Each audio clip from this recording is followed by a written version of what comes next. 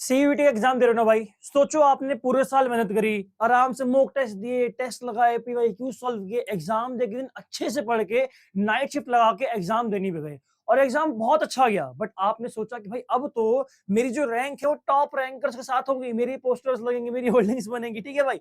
लेकिन जिस दिन आपको रिजल्ट आया आपने देखा कि आपके मार्क्स थोड़े कम हो गए हैं। भाई ऐसा पॉसिबल है?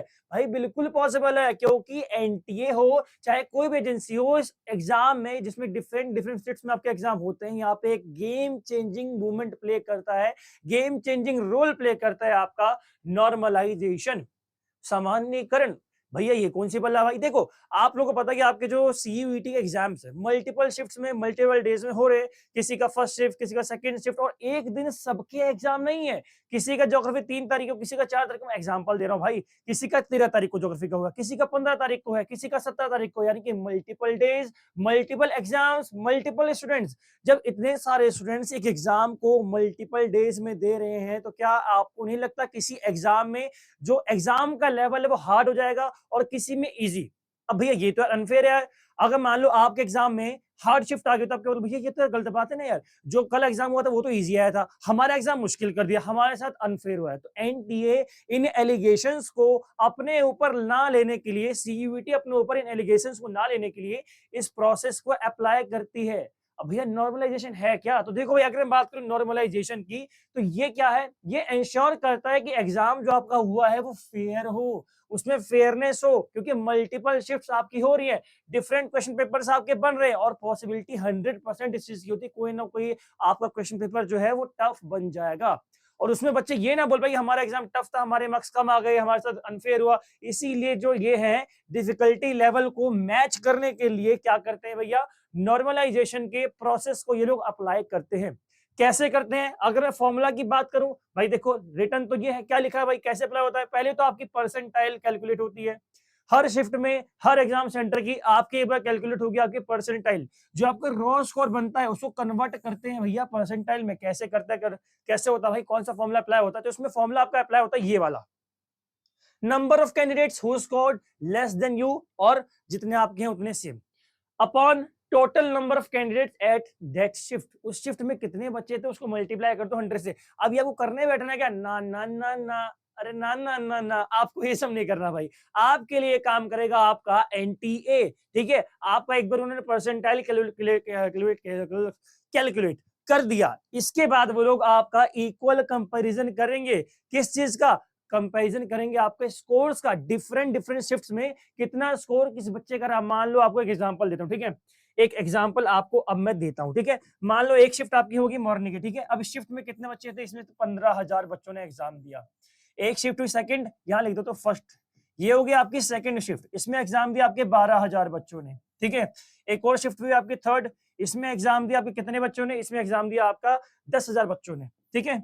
ये आपके स्टूडेंट्स हो गए। अब भैया इसको चाहे शिफ्ट मान लो चाहे डेज मान लो, फर्स्ट डे इतने बच्चों ने दिया, सेकंड डे इतने बच्चों ने दिया, थर्ड डे इतने बच्चों ने दिया। अब जरूरी नहीं है कि सबका एग्जाम का लेवल एक ही है। यहाँ पर जो एवरेज स्कोर निकला फर्स्ट शिफ्ट वाले बच्चों का, मान लो ज्योग्राफी का एग्जाम का एग्जाम्पल मैं लेता हूँ, ठीक है। इन्हों का मान लो एवरेज जो निकला वो निकला कि भाई 180 जो है वो टॉपर की है, ठीक है। अब यहाँ पे जो टॉपर है वो 170 वाला है, और यहाँ पे जो टॉपर है वो 160 वाला है, ठीक है।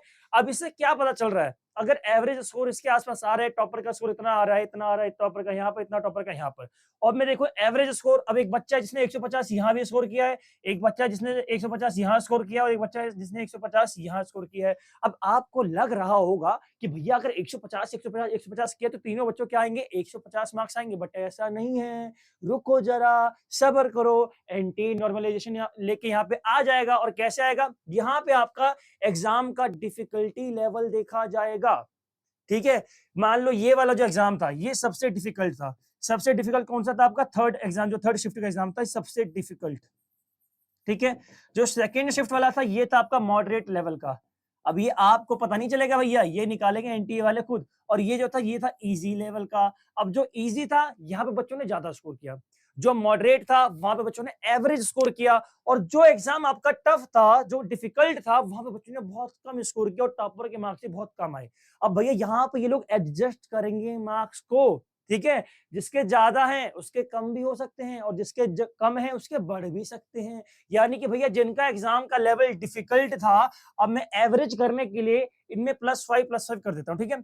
मैंने इसको कर दिया क्या +5, ये रहा मेरा एज़ इट इज़, ये इतना ही रहा और यहाँ से मैंने कर दिया -5। ऐसा नहीं है कि यहाँ पे 10, 20 मार्क्स, 50 मार्क्स से ग्रेस मिल जाएगी, नॉर्मलाइज़ेशन में इतने मार्क्स बढ़ जाएंगे, ऐसा नहीं होता। नॉर्मलाइजेशन का मतलब सीधा साधा किसी के मार्क्स बढ़ाना या किसी के मार्क्स घटाना बिल्कुल नहीं है। इनका सिर्फ एक ही उद्देश्य होता है, एक ही लक्ष्य इनका कि भैया जो मार्क्स हैं वो फेयरली डिस्ट्रीब्यूट हों। कोई दिक्कत इसमें ना हो डिस्ट्रीब्यूशन, ताकि बच्चे हमारे ऊपर क्वेश्चनिंग ना कर पाए। इसीलिए क्या करते हैं, जो हार्ड शिफ्ट थी वहां से मार्क्स आपको थोड़े से बढ़ा देंगे।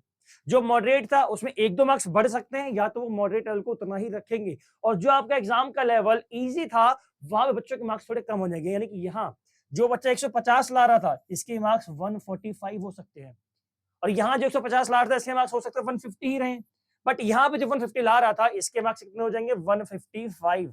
155 बहुत ही ज्यादा कॉम्प्लिकेटेड प्रोसेस है, आप लोगों के पल्ले नहीं पड़ता है, ठीक है? बट मैं आपको इसलिए बता रहा था कि आप लोग प्रिपेयर रहे भाई पहले से ही। वहां पे जाके एग्जाम डे के दिन हंगामा ना कर दे जब रिजल्ट आपका, नहीं हमारे मार्क्स कम हो गए, मैंने रोज स्कोर इतना निकाला था, अपना रोज स्कोर इतना निकाला था। भैया रोज स्कोर नहीं, और क्या मार्क्स वैल्यू रखते हैं ना? वैल्यू जो आपके रखते हैं वो होती है आपकी परसेंटाइल, ठीक है? परसेंटाइल की वैल्यू यहाँ पे होती है आपकी, तो इस बात का ध्यान रखना, मार्क्स वैल्यू नहीं रखेंगे। आपकी परसेंटाइल कितनी बन रही है, इंप्रूवमेंट जो आपकी होगी वो परसेंटाइल में होती है, ठीक है भाई? तो मार्क्स की वैल्यू इतनी नहीं होती है। अब यहाँ पे एक और रूल आता है, टाई ब्रेकिंग का रूल। अब टाई ब्रेकिंग का क्या होता है, मान लो सबके जो नॉर्मलाइज स्कोर था वो भी सेम हो गया, तब क्या होगा? मान लो आपका जैसे हिंदू कॉलेज है, उसकी कट ऑफ गई 700, किसी भी सब्जेक्ट की, XYZ आपके सब्जेक्ट हो गया, तो उसके कोर्स की जो कट ऑफ थी वो 700 गई। अब हम बच्चे जो थे, 8 बच्चे थे जिनके 700 स्कोर थे, अब उसमें प्रायोरिटी किसको मिलेगी एडमिशन में, ये होता आपका टाई ब्रेकिंग रूल। अब टाई ब्रेकिंग रूल क्या है, इस रूल पे अगली वीडियो बना दूंगा, आप लोग कमेंट करना कि भैया आपका कौन सा एग्जाम आपको लग रहा है कि डिफिकल्ट है और कौन सी शिफ्ट में कौन सा एग्जाम आपको लग रहा है इजी है।